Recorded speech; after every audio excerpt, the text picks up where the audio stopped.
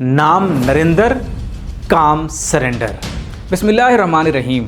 नाजरीन, कौमों की तारीख़ में कुछ लफ्ज़ ऐसे होते हैं जो एक ही वक्त में लाखों करोड़ों इंसानों के दिलों को छलनी कर देते हैं। उनमें से एक लफ्ज़ है सरेंडर। ये पहला मौका है 1971 के बाद जब भारत की सरजमीन से ये अल्फाज खुद भारत के लिए उभर रहे हैं। खुद सुने। और घुटनों पे कौन आया है?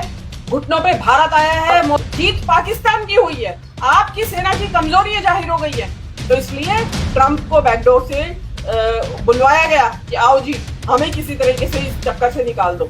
मोदी जी ने ये सरेंडर कर दिया, और अभी सरेंडर किया है, उसमें अंदर क्या क्या शर्तें हैं?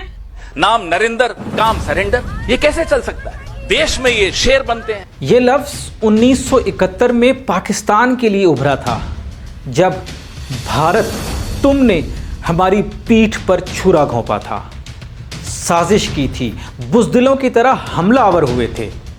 उस वक्त तुमने हमारे अंदर फसाद पैदा किया, हमें कमज़ोर किया और फिर हमें ही तोड़ा। वो जंग नहीं थी, धोखा था। हमें उसका दुख है, एतराफ़ करते हैं। लेकिन आज वो ज़ख्म मुंदमिल हो चुके, क्योंकि हम टूटे और बांग्लादेश वजूद में आया, जो आज हमारा भाई है। चलो, हम एक साथ न रह सके, लेकिन अब हम एक दूसरे के दिलों में रहते हैं। मगर भारत, तुम्हारे लिए ये सरेंडर अब एक नया ज़ख्म है, जो सिर्फ जिस्म पर नहीं, तुम्हारे गुरूर पर लगा है। ये दाग अब तुम्हारे माथे पर है और इसे मिटाने में दहाइयाँ लगेंगी। हमने खून से नहीं, वक़ार से बदला लिया। हमने साजिश नहीं की, हमने डायरेक्ट वार किया। हमने चीखों से नहीं, खामोशी से जवाब दिया। हमने तुम्हारे सरेंडर को तुम्हारी अपनी ज़ुबान में सुनाया।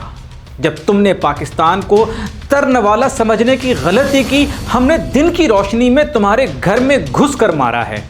सामने से ऐलान करके, फौजी तरीके से मारा तो हमने पहले भी कई बार है, करगिल में, सियाचिन में, बालाकोट में।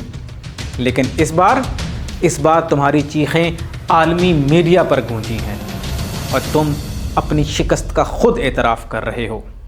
हमने तारीख़ पलटी है और एक बार फिर तारीख़ के औराक में फ़तह लिखा है, और तुमने सरेंडर।